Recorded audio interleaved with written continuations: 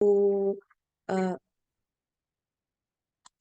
nah, jadi selagi ada praktisi, di sini juga kan saya butuh untuk poin kalian dalam presentasi ya. Nah, jadi di samping itu kalau praktisi kan pasti akan lebih banyak ceramah dan kalian mungkin cuman hanya diberikan waktu sekitar 15 menit untuk melakukan presentasi gitu. Nah, supaya teorinya juga kalian dapat dan juga ilmunya dari praktisi juga dapat, maka untuk mata kuliah digital marketing kalian ada 6 kelompok ya, melanjutkan kelompok yang sebelumnya gitu. Jadi bentar. Oke, kalau digital marketing mau berubah atau mau tetap? Kalau market research tetap ya. Mau berubah atau tetap digital marketing?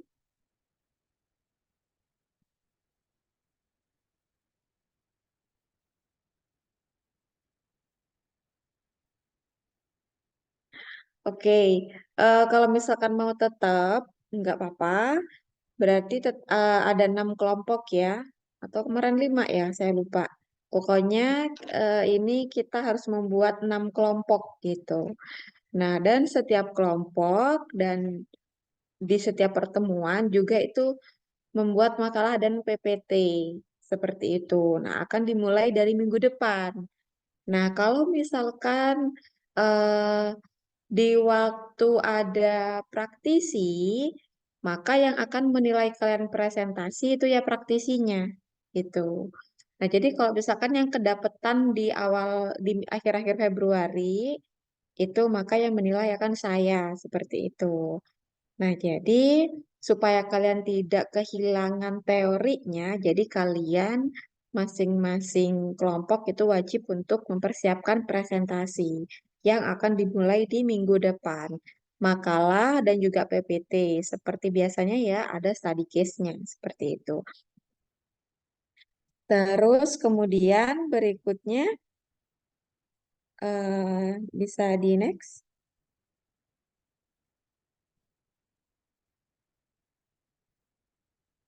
Nah, oke, kalau ini sudah pada umumnya ya, rules di dalam kelas saya. Terus kemudian bisa dilanjutkan. Jadi ini adalah outline dari apa yang akan kalian lakukan selama 1 semester. Kalau bersama saya, selama 1 semester sampai dengan sisanya, ini cuma saya tampilkan sampai pertemuan ketujuh ya.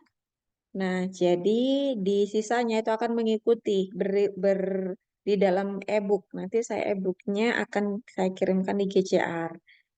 Nah, terus kemudian di dalam untuk menambah hasanah kalian, kalian silakan boleh untuk menambahkan menambahkan e-book atau sumber lain maupun dari artikel juga diperbolehkan. Silakan ya, yang penting topiknya tetap ini gitu. Terus kemudian selanjutnya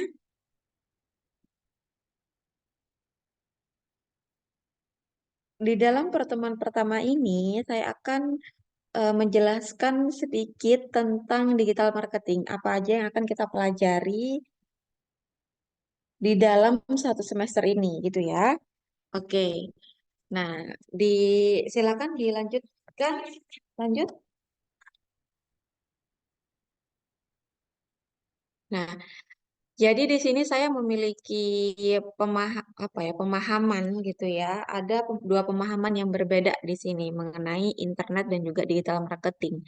Jadi, kalau misalkan internet secara keseluruhan, mungkin kita akan agak sedikit emang beda ya internet sama digital gitu ya. Nah, jadi kalau misalkan internet itu kan ya semua-muanya yang ada di sini di apa yang tidak kelihatan ini ya, yang kita gunakan dalam dunia maya maupun dalam melakukan kegiatan melalui surel dan lain sebagainya, itu adalah internet gitu. Nah, jadi bagaimana kita bisa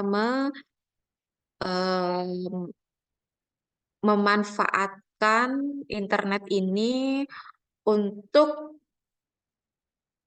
kegiatan ataupun proses dalam melakukan marketing seperti itu. Kalau misalkan digital marketing, di sini itu namanya juga digital ya, maka dia akan membantu untuk segala aktivitasnya menjadi lebih mudah gitu ya.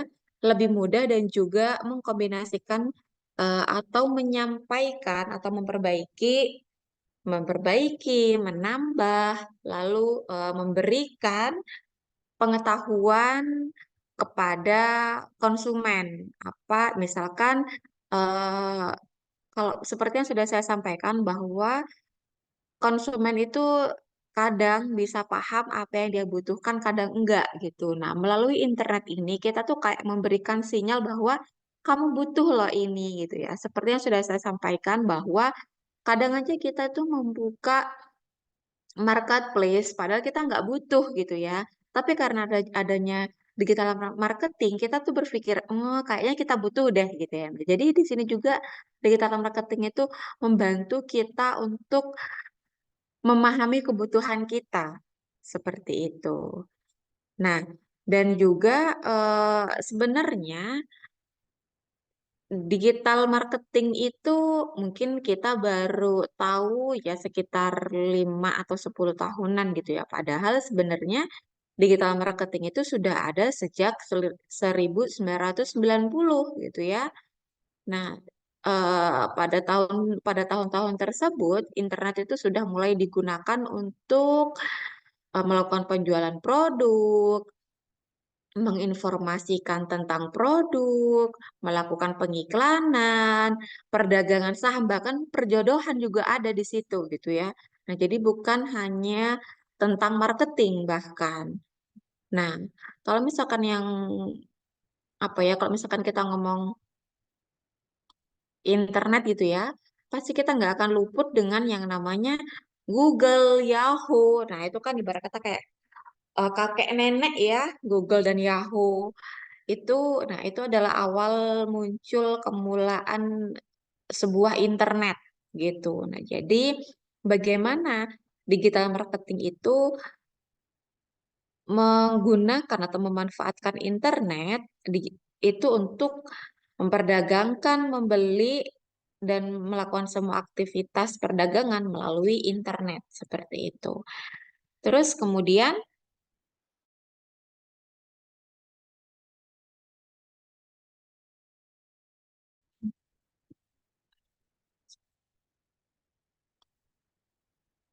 apa di dalam kegiatan pemasaran digital itu kita tuh nggak hanya melakukan kegiatan pemasaran gitu ya, tapi di sini kita juga bisa memanfaatkannya untuk meningkatkan pengetahuan pelanggan gitu ya, meningkatkan pengetahuan pelanggan dan juga menyesuaikan dengan kebutuhan si pelanggan tersebut gitu. Nah, kalau misalkan hmm, kita itu dapat memanfaatkan eh, pengetahuan tentang pelanggan tersebut, kemudian kita olah, maka kita akan mengetahui yang namanya opportunity ataupun kesempatan kira-kira produk apa ya yang bisa kita jual, kira-kira apa aja sih yang bisa kita manfaatkan dari tren masa kini, misalkan seperti itu.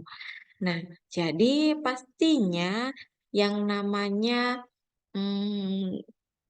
digital marketing itu memberikan kebermanfaatan yang lebih besar kepada orang-orang marketer seperti itu, apalagi untuk meningkatkan jumlah pendapatannya. Nah, jadi di dalam slide berikutnya itu apa aja sih yang akan kita pelajari gitu ya. Nah, jadi kita akan mempelajari yang pertama adalah teknik yang sukses atau yang berhasil di dalam internet marketing itu apa gitu ya.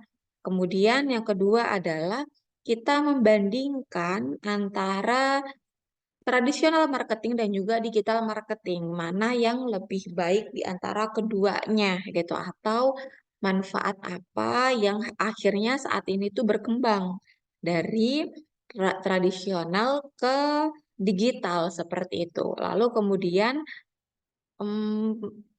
dari sekian banyaknya alat-alat yang digunakan di dalam digital marketing, mana yang lebih prefer manfaatnya yang bisa kita gunakan?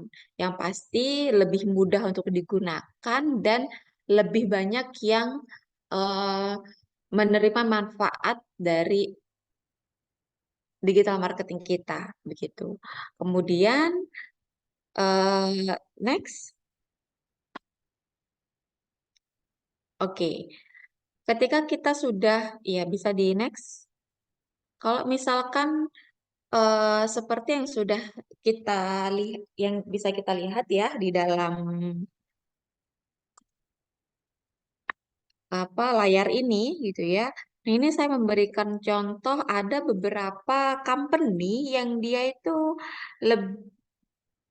bisa menangkap kehadiran dari internet ini gitu. Dia dari awal kemunculan internet sudah dapat menangkap peluang dari hadirnya internet gitu ya.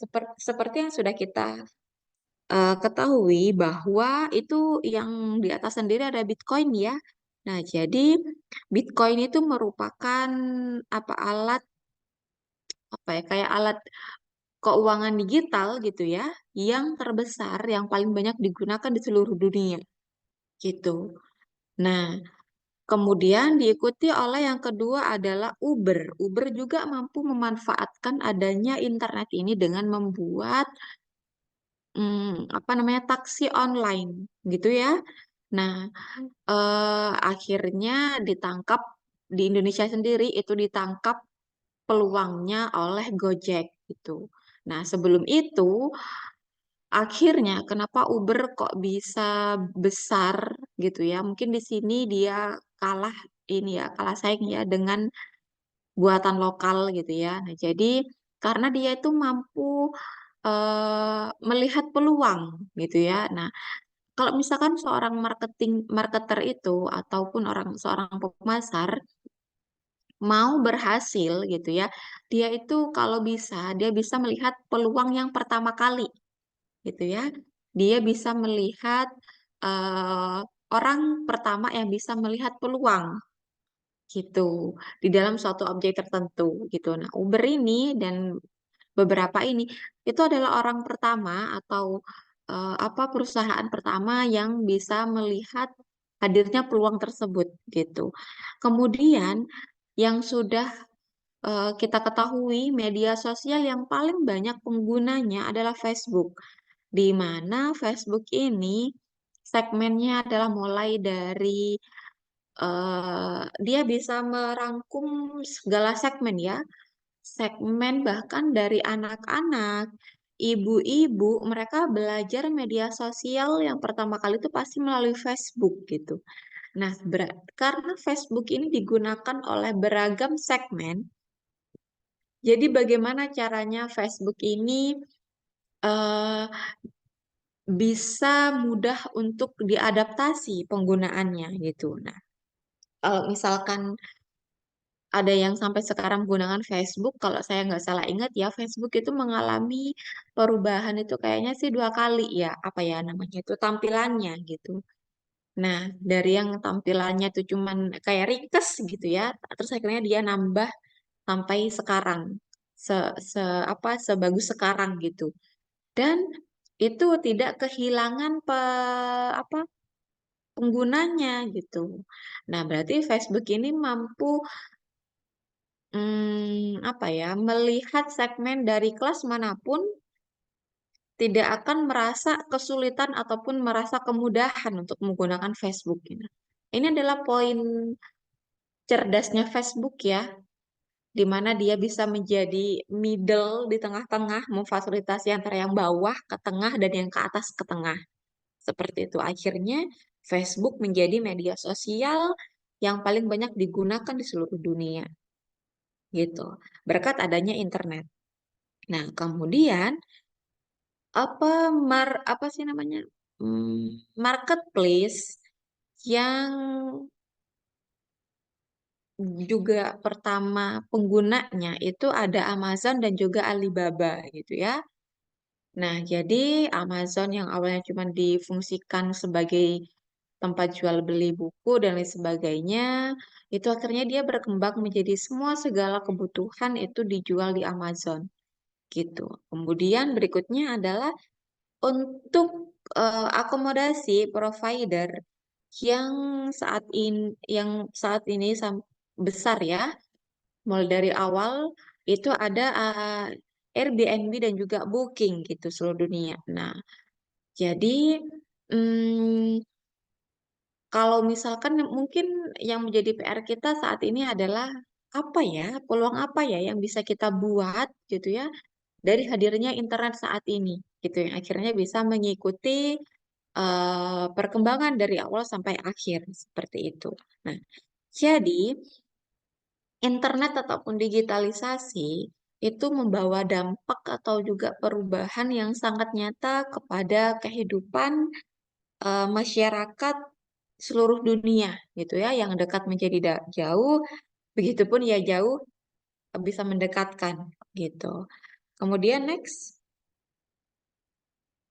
Nah, jadi ini adalah beberapa alat-alat yang bisa kita gunakan atau teknik di dalam internet marketing ya. Nah, mungkin kalian pasti sudah nggak asing lagi karena bagian-bagian ini yang kalian pelajari saat ini. Apalagi kalian adalah seorang dari prodi bisnis digital yang mau nggak mau harus memahami beberapa teknik dalam internet marketing ini. Seperti yang pertama itu hmm, ada SEO gitu ya. Nah, jadi atau search engine optimization gitu ya. Nah, jadi SEO ini pasti kalian sudah tahu ya, jadi saya nggak usah menjelaskan terlalu detail karena pasti kalian sudah memahami dan juga kalian di dalam suatu mata kuliah pasti disuruh minta untuk bagaimana kalian bisa menggunakan SEO ini menjadi optimal gitu. Nah, jadi SEO ini itu kan gimana caranya supaya di dalam Google itu dapat memperbaharui apa sih algoritmanya itu ya secara berkala dengan yang sesuai dengan kita atau hasilnya yang relevan. Biasanya misalkan kita ngeklik apa destinasi di Jogja gitu ya, destinasi di Jogja yang terkenal, misalkan saya nge-search di Google seperti itu. Nah, pasti di apa di tampilan-tampilan berikutnya itu pasti ada kayak tiket murah di Jogja atau toko belanja batik murah di Jogja dan lain sebagainya. Nah, jadi SEO ini bisa apa relevan dengan kebutuhan kita saat itu begitu karena dia membaca jejak kita gitu ya. Tapi ada yang mengatakan bahwa SEO ini tuh sudah mati dan ketika kamu melakukan SEO itu usahanya sia-sia gitu ya. Tapi enggak seperti itu gitu. Sebenarnya kenapa sih Google kok apa ya kayak membuat algoritma jejak seperti itu gitu? Karena sebenarnya Google itu sebenarnya mencegah gitu ya. Mencegah apa? Mencegah manipulasi algoritma ataupun memfilter situs-situs yang tidak pantas seperti nah apa yang tidak pantas untuk dimunculkan gitu ya. Tahu-tahu ada hal-hal yang tidak seharusnya gitu. Nah, jadi Google itu sebenarnya membatasi hal tersebut gitu. Jadi ya tetap bermanfaat SEO ini gitu ya. Nah, jadi apalagi SEO ini itu adalah yang paling hemat ya biayanya kita lakukan gitu. Karena di sini juga kita kan secara organik ya kalau kita menggunakan SEO gitu. Jadi nggak usah berbayar gitu. Kemudian berikutnya adalah ada yang namanya Search Engine Marketing atau SEM gitu. Nah, jadi di mana SEM ini itu dia kalau kalau SEM ini kan berbayar ya.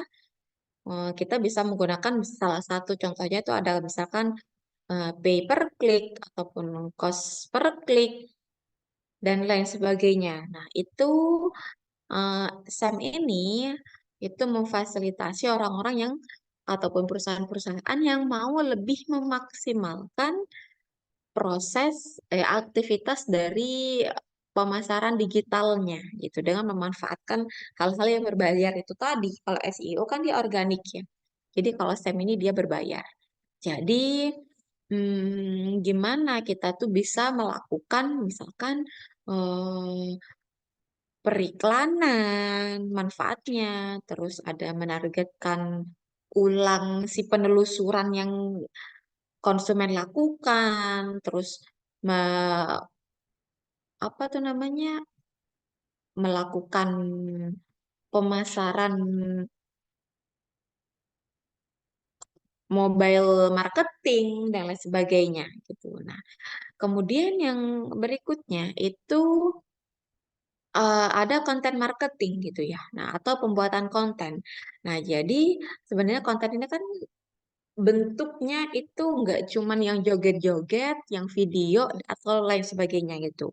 Tapi yang dikatakan namanya konten marketing itu bisa termasuk blog, itu juga termasuk konten marketing ya. Terus case study, apa ya, panduan cara-cara. Nah, kita bisa melakukan pembuatan konten dengan pembuatan cara-cara tersebut, misalkan tips and trick apa gitu ya. Nah, itu sudah termasuk dalam konten marketing gitu, ataupun Q&A. Nah, terus forum percakapan, gambar, spanduk, dan sebagainya, ataupun podcast. Nah, podcast itu juga termasuk dari konten marketing gitu ya. Jadi jangan hanya dianggap konten marketing bahwa yang joget-joget, yang bergambar, yang bergerak, enggak. Tapi forum, tanya jawab, discussion dengan pengguna apa perusahaan dengan konsumen itu juga termasuk dalam pembuatan konten gitu. Jadi kalau misalkan ada yang disuruh untuk membuat konten kalender gitu ya, ya pasti di situ ada yang namanya jangan cuma share-share informasi doang gitu ya, tapi disajikan juga misalkan itu podcast gitu bisa ataupun yaitu sesi Q&A gitu. Jadi membangun keterlibatan dengan konsumen.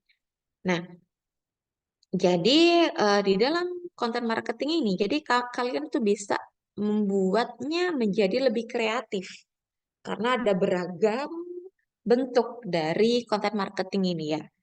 Nah, dan otomatis ketika kalian membuat konten marketing, kalian juga harus menyesuaikan platform yang kalian gunakan, gitu ya. Kalau misalkan kalian menggunakan handphone, apa biasanya kan kalau misalkan saya mau share script, mau share kuesioner gitu ya, itu pasti kalau misalkan di view itu ada dua tipe, view melalui phone atau melalui tablet gitu, pasti berbeda tampilannya. Nah, hal itu berarti kalau misalkan kalian mau membuat iklan konten marketing melalui apa yang aksesnya itu by phone berarti kan harus lebih tajam dan juga pendek. Jangan full dengan tulisan gitu ya, karena kan kecil-kecil, krecek-krecek gitu. Akhirnya kan nggak fokus gitu ya. Nah, jadi jangan lupa untuk selalu menyesuaikan antara konten dan juga platformnya. Facebook dan Instagram. Pasti cara membuat kontennya berbeda karena eh, segmen dari Facebook dan Instagram itu juga berbeda gitu. Jadi jangan disamakan ya.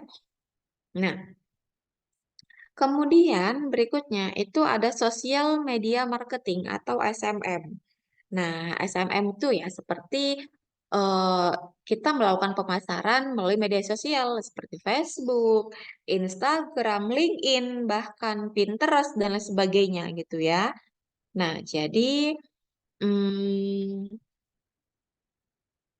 kalau di dalam kita membuat konten apa sosial media marketing, kita itu harus produktif dan juga apa ya, continue gitu ya. Jangan cuman satu atau 1 minggu 1 kali gitu kurang gitu ya. Tapi seenggaknya kalau misalkan kalian mau cepet engagementnya gitu ya, dibikinlah 4 sampai 5 kali dalam sehari gitu ya. Nah, jadi di dalam SMM ini juga kalian bisa gunakan untuk berkomunikasi dengan audiens gitu ya. Nah, jadi bagaimana sih kita itu kuncinya kalau kita memanfaatkan media sosial itu adalah konsisten ya, konsisten dan juga sesuai dengan kebutuhan si audiens dan juga sesuai dengan rencana bisnis kita gitu. Kemudian sampai di sini ada yang ingin didiskusikan?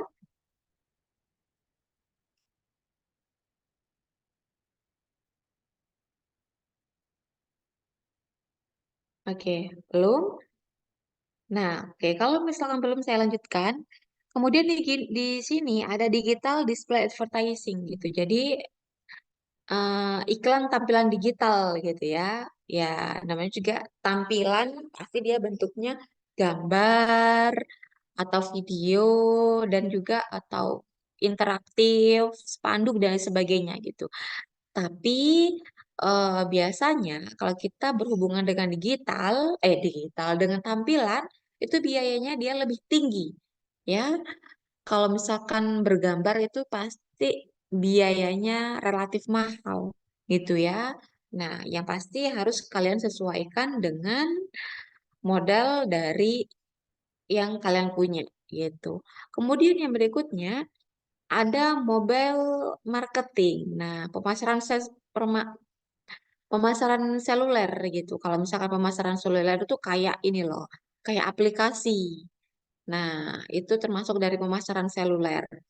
Nah, yang dia tuh adjust tuh perangkat seluler gitu. Karena saat ini kan anak-anak SD aja mereka sudah punya handphone ya masing-masing. Kalau dulu saya zaman waktu masih 2000 2005 itu di rumah saya masih ada satu handphone untuk satu keluarga gitu. Sekarang satu orang bahkan ada yang memiliki 2 handphone. Nah, jadi kan pasti bagaimana penggunaan perangkat seluler ini itu sangat masif di saat ini di seluruh dunia bahkan ya.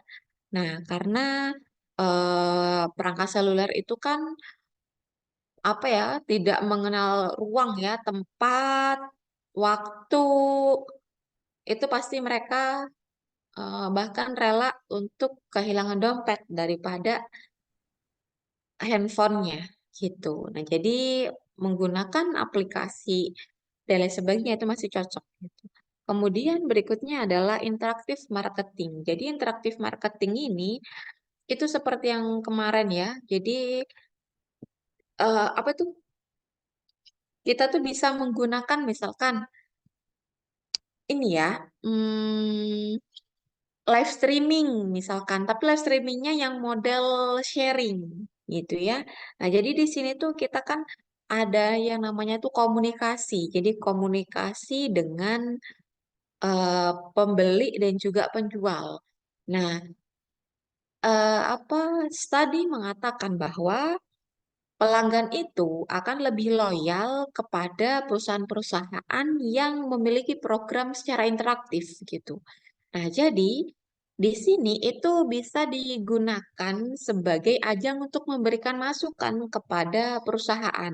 Apalagi misalkan kurang X atau tambah Y gitu ya.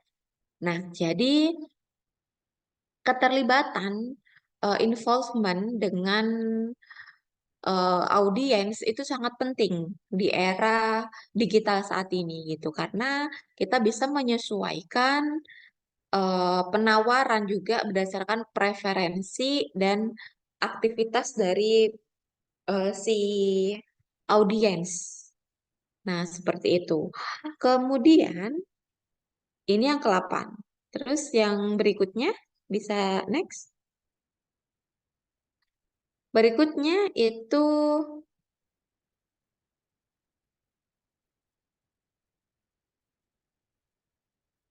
oke, bisa di next. Oh, kelewat-kelewat. Kelewatan 2 kali. Nah, kemudian yang ke-9 ada yang namanya viral marketing. Mungkin kita sudah membahasnya ya, apakah viral marketing itu penting atau enggak, perlu atau enggak bagi kita, gitu ya. Dan bagaimana kita bisa membuat viral marketing gitu. Nah, jadi viral marketing itu kalau di dalam eh, digital marketing itu ada viral marketing. Tapi kalau di tradisional marketing itu ada namanya word of mouth gitu ya. Nah, jadi viral marketing itu sama dengan WOM gitu. Jadi bagaimana kita bisa membuat viral konten yang viral gitu ya. Berarti kita harus membuat konten yang unik gitu ya. Yang penyebarannya tuh secara eksponen gitu ya, secara viral, banyak disukai dan banyak dibagikan gitu. Kalau konten tersebut banyak dibagikan dan juga banyak disukai, berarti konten tersebut viral gitu nih. Nah, jadi bagaimana sih kita bisa membuat konten marketing yang viral, yang pasti harus kreatif dan juga jangan lupa untuk menangkap yang namanya em, apa sih, komponen apa sih yang saat ini sedang viral gitu. Bisa misalkan kalau di TikTok menggunakan lagu ini bisa tambah viral gitu ya. Kalau misalkan kita ngedit ini bisa ditambah viral gitu. Nah, jadi kita tuh harus mengikuti hal-hal apa saja yang saat ini tuh eh, lagi booming gitu ya. Dan yang pasti viral marketing itu efeknya sangat sangat bombastis gitu. Bahkan viral marketing lebih dipercaya daripada iklan-iklan yang biasanya. Gitu ya. Coba kalau misalkan ada sesuatu yang viral, pasti orang-orang berbondong-bondong untuk mengikuti ataupun melakukan hal yang serupa. Gitu ya. Mereka tidak mau ketinggalan. Apa sih namanya itu? Hmm, apa sih lupa ya? Kalian pasti ingat.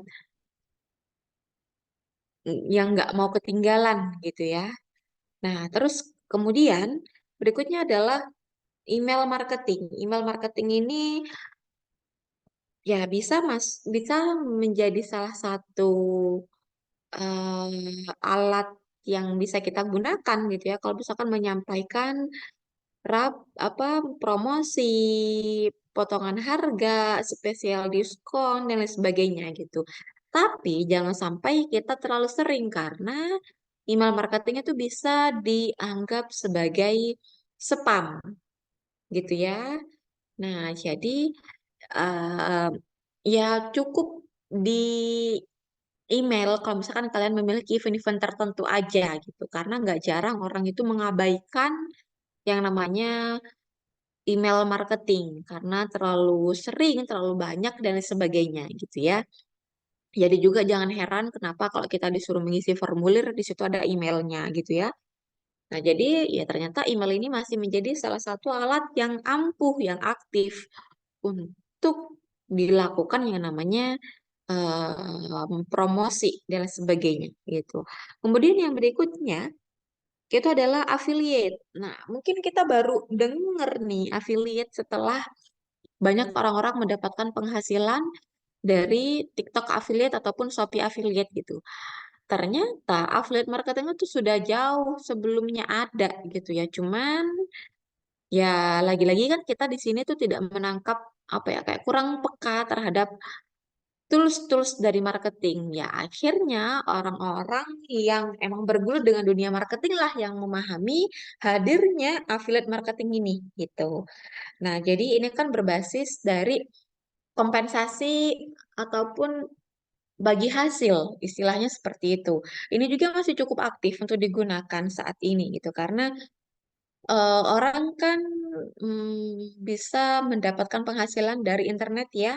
Nah, jadi orang-orang karena ada motivasi pendapatan tersebut, jadi orang itu pasti akan lebih semangat untuk membagikan. share dari produk gitu ya. Nah, terus kalau TikTok kan saat sekarang ini untuk membuat dia ini kan bisa ini ya, cuman mencantum semua, nggak perlu memiliki kontak yang banyak untuk jadi affiliate gitu ya. Lebih mudah, kalau saya pahami sih masih lebih mudah TikTok ya daripada Shopee gitu ya. Jadi affiliate marketing ini cukup menarik, cukup sukses dan juga cukup banyak penggunanya gitu. Kemudian berikutnya itu adalah online public relation. Jangan dikira public relation itu cuman adanya di pemasaran tradisional, tapi itu juga ada loh di PR yang online gitu. Jadi bagaimana misalkan dia misalkan menerbitkan artikel kayak contohnya misalkan klarifikasi gitu ya. Pasti yang buat klarifikasi adalah orang-orang PR-nya gitu. Nah, terus misalkan ataupun siaran pers secara online ya, orang-orang di balik inilah yang melakukan hal tersebut gitu ya. Orang-orang PR gitu. Kemudian itu selanjutnya ada digital media planning. Nah, dan oke, sebentar. Hmm,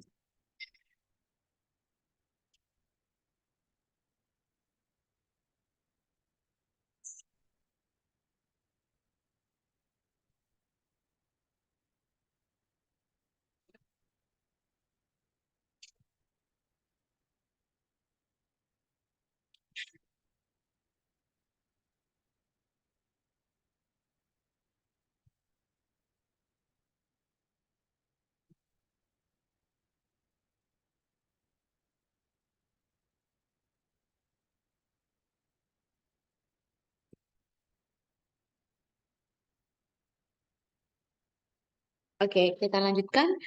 Uh, digital media dan planning dan buying. Jadi maksudnya adalah sekarang kan sudah banyak tuh perusahaan-perusahaan yang bergerak di bidang agensi gitu ya. Nah, jadi si agensi ini dia itu bisa melakukan yang namanya penjualan, apa mendorong penjualan, meluncurkan merek baru ataupun mempromosikan merek yang sudah mapan gitu ya, yang sudah ada. Nah, orang-orang perusahaan itu kalau misalkan dia tidak memiliki digital marketing spesialis gitu ya. Nah, mereka bisa memanfaatkan agensi-agensi ini gitu untuk melakukan perencanaan dan akhirnya melakukan pembelian media digital tersebut gitu. Nah, jadi strategi yang dibuat oleh agensi tersebut itu mencakup semuanya gitu ya. Mereka yang pasti itu mengetahui alat apa yang paling efektif saat ini digunakan. Jam berapa konten ini harus tayang? Jam berapa apa konten ini akan rame gitu ya. Nah, itu pasti mereka sudah mengetahui datanya gitu. Seperti yang sudah kita lakukan. Mungkin apa kalau saat ini sih saya masih belum tahu yang terkenal agensi yang paling terkenal untuk membuat perencanaan maupun ini dalam digital ya. Kalau seperti market riset kemarin itu kan ada Nielsen ya. Kalau misalkan yang secara digital yang besar itu mungkin ada, pasti ada sih. Yang paling terkenal yang biasanya digunakan itu. Kemudian berikutnya itu ada web analytic gitu ya atau analisis web gitu. Nah, jadi analisis web itu manfaatnya ada banyak banget gitu ya. Bagaimana analisis web ini bisa membantu kita mulai dari yang namanya mengumpulkan, mengukur, bahkan memahami, menganalisis dan lain sebagainya. Merencanakan bahkan melaporkan bahkan gitu ya.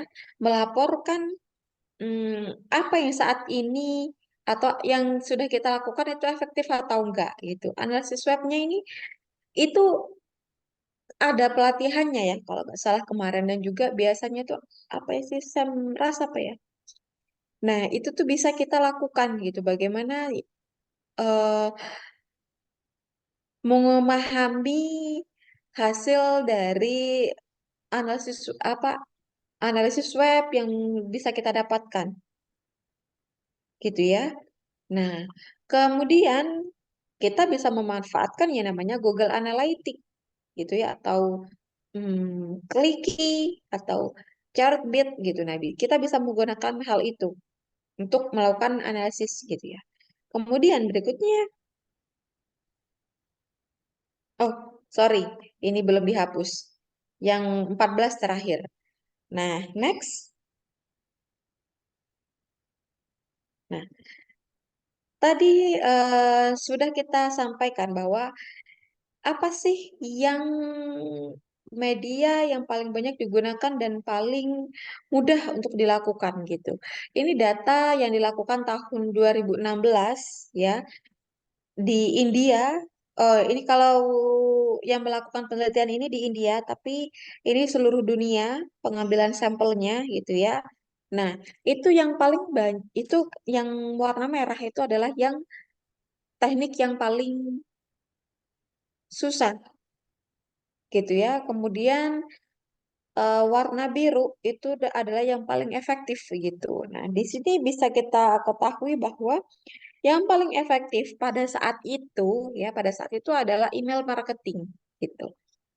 Dan juga yang paling difficult itu adalah email marketing juga gitu ya.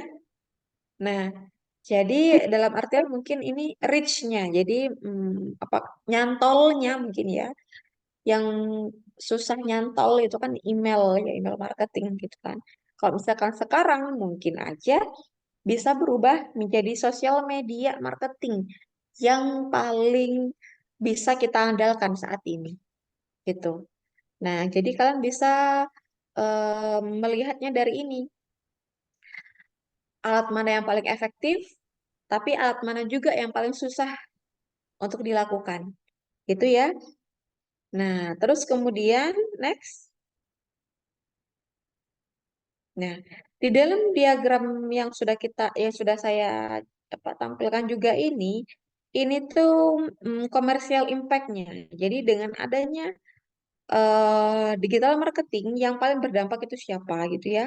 Yang pertama adalah dari komunitas konten marketing communities atau komunitas dari pemasaran konten marketing gitu ya.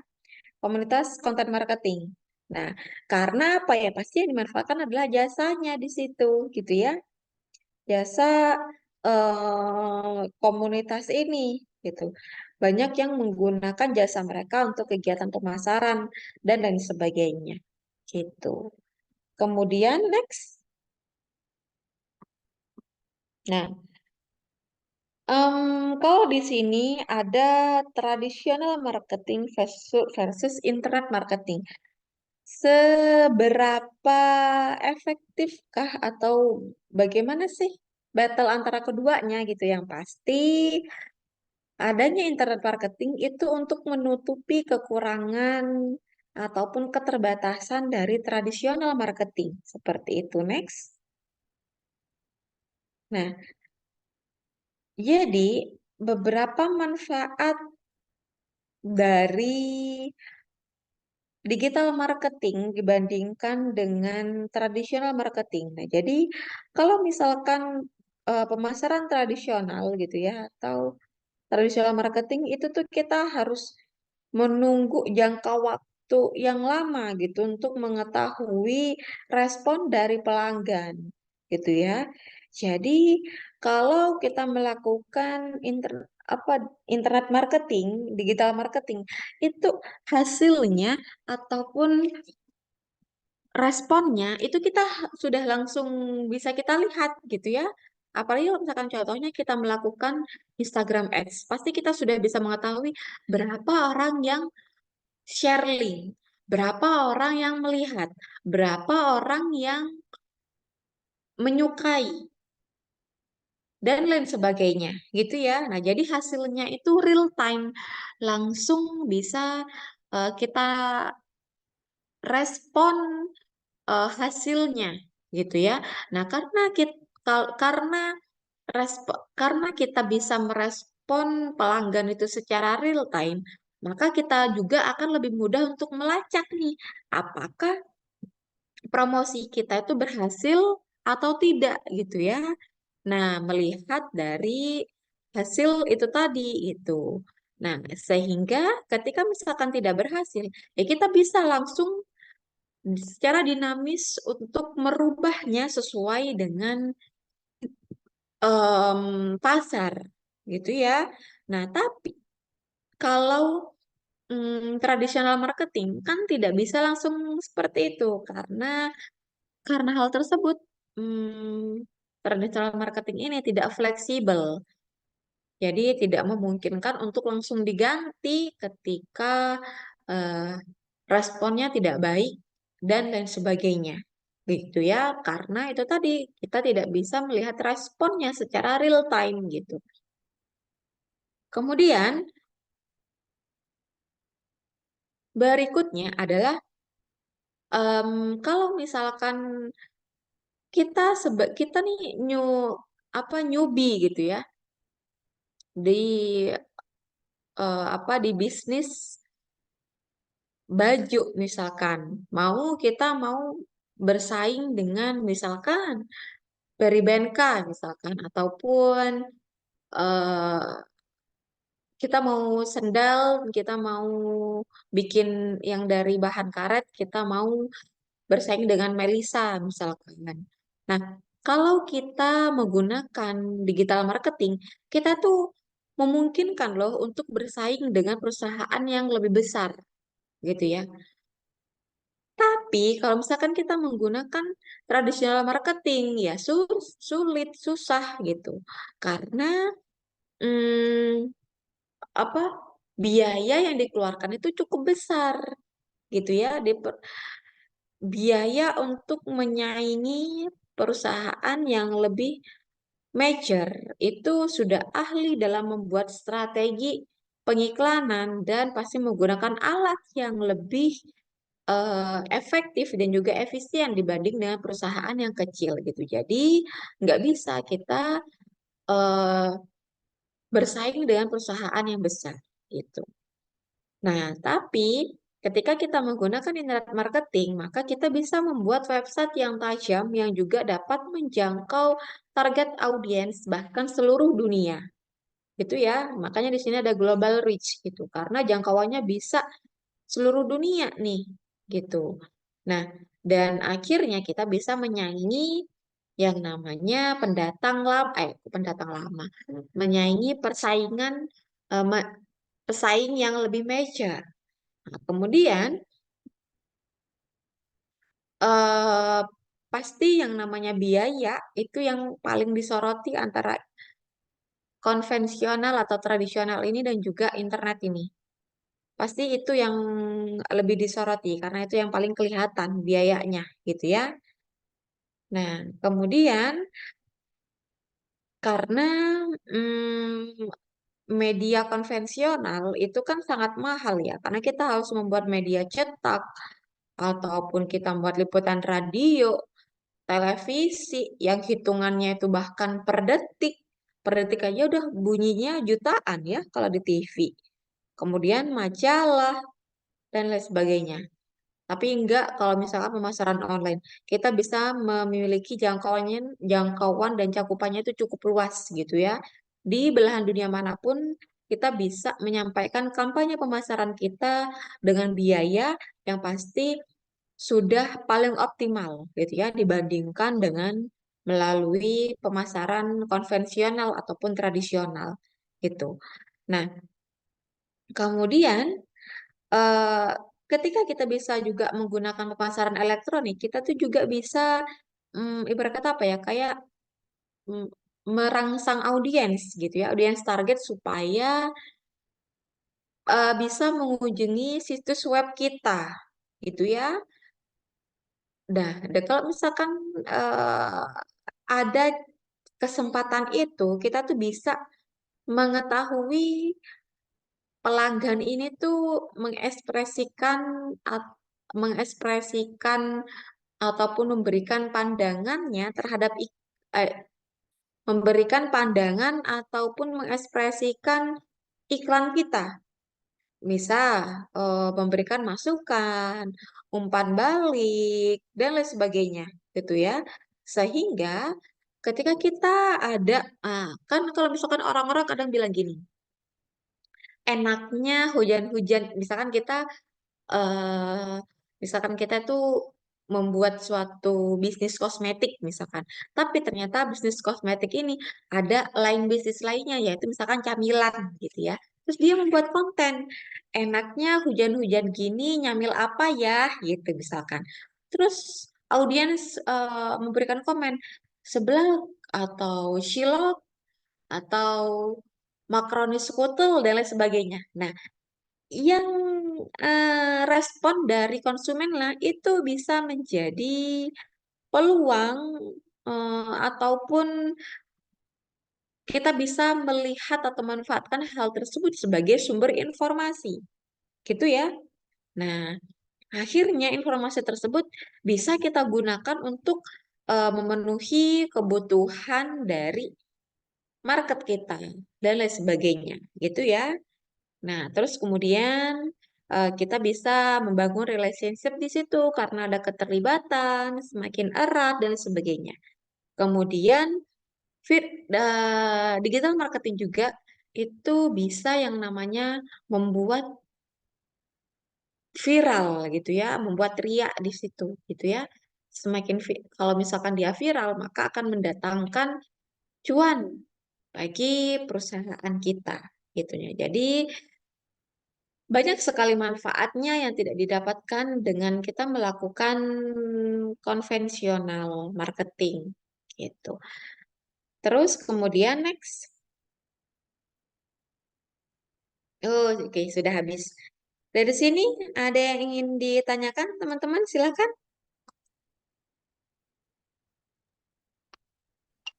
Saya ingin bertanya, Bu. Nah, silakan Fer. Kan kalau belakangan ini itu orang-orang cenderung lebih ke pemasaran digital kan ya, Bu. Kalau misalkan mereka Heeh. itu ngerintis suatu bisnis baru.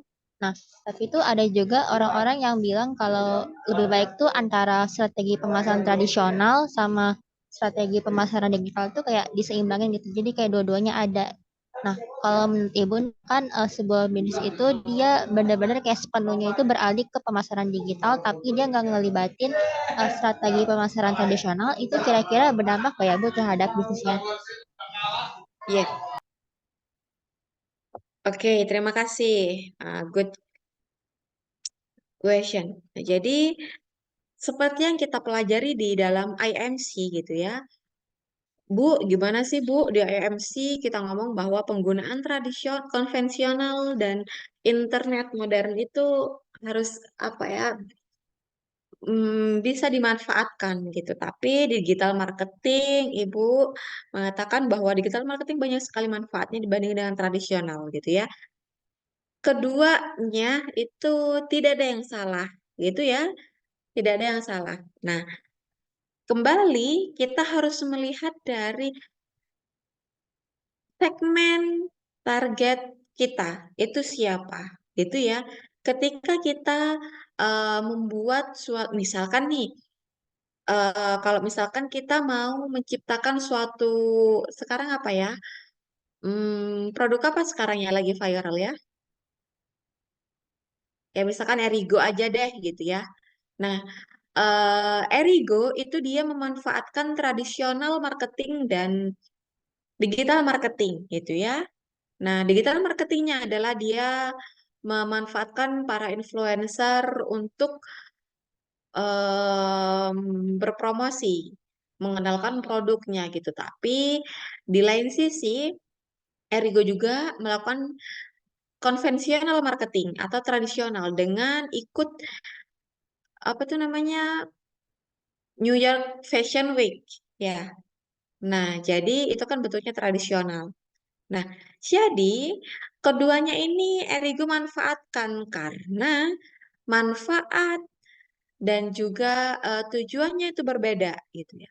Kalau misalkan menggunakan influencer untuk mengenalkan produknya, itu adalah digunakan untuk eh, meningkatkan penjualannya, gitu ya. Nah, di promotion mix apa? Ada yang ingat? Yang meningkatkan penjualan?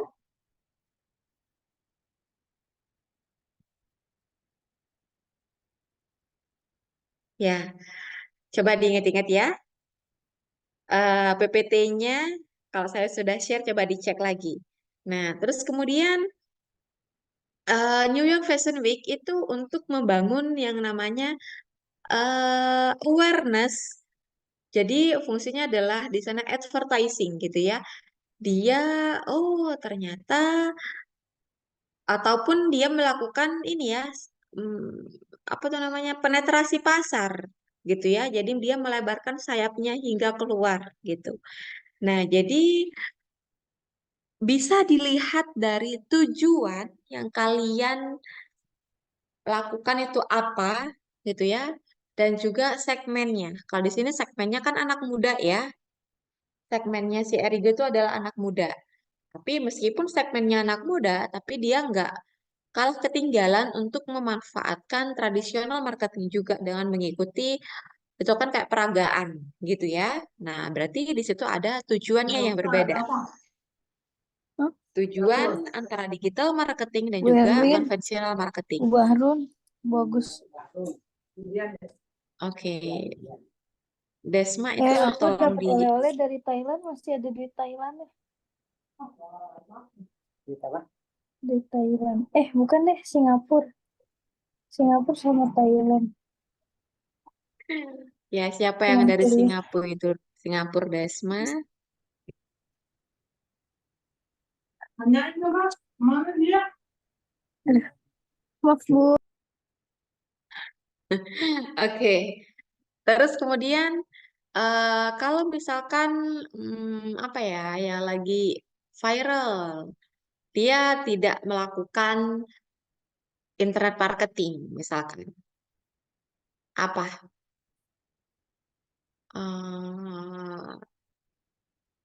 Ini ya, apa tuh namanya? Kayaknya tuh saya masih belum pernah melihat, masih lebih banyak ini. Oh enggak. Orang-orang yang jual emas itu loh. Oh dia masih dia menggunakan internet. Yang jarang itu malah muncul di televisi sih ya jarang. Nah ya, jadi keduanya itu masih bisa digunakan fair ya, dan yang lain jadi tergantung dari tujuan, manfaat, dan bisa dilihat juga segmennya siapa gitu ya. Nah, jadi kalau misalkan mau jual apa ya, itu alat pereda nyeri untuk orang tua gitu ya. Mereka kan rata-rata menggunakan interaktif marketing ya.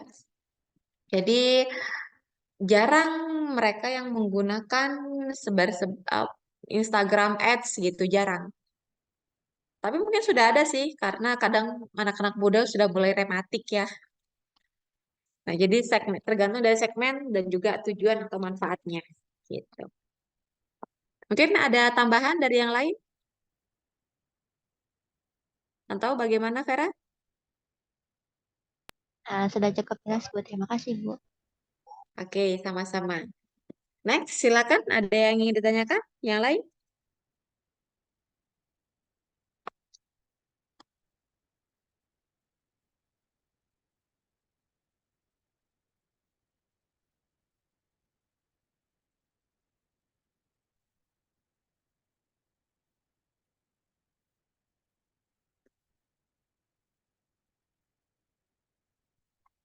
Oke, jadi minggu depan sudah mulai present ya.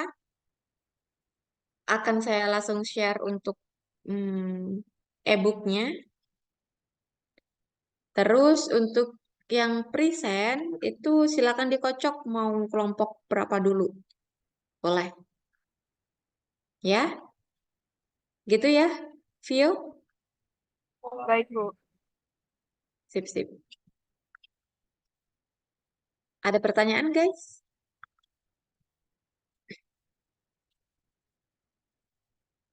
Kalau nggak salah itu saya digital marketingnya dari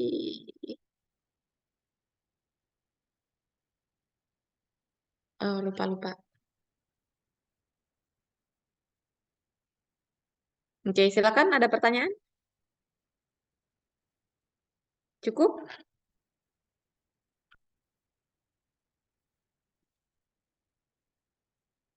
Oke, kalau cukup tidak ada yang bertanya lagi, kita cukupkan pertemuan kita ya. Pertemuan pertama. Nah, siang nggak masuk siapa, Vio? Ada 2 orang, Bu. Tegar Hanafi Siapa? dia sakit, sama Raffi Arkananta itu Alfa. Oh, oke. Ya, jadi silakan Vio mulai di-update ya untuk poin keaktifannya. Bu. Oke, terima kasih teman-teman sudah hadir di pertemuan hari ini. Semoga yang kita diskusikan, yang saya sampaikan itu bermanfaat untuk kalian. Mohon maaf apabila ada salah kata. Saya pengen sekali sebenarnya on cam, cuman nggak tahu kenapa tiba-tiba on cam saya rusak nih. Oke ya, saya tutup. Wassalamualaikum warahmatullahi wabarakatuh. Selamat sore. Waalaikumsalam warahmatullahi Waalaikumsalam wabarakatuh. warahmatullahi Terima kasih, wabarakatuh. Bu. Terima kasih, Bu. Sama-sama saya izin live ya.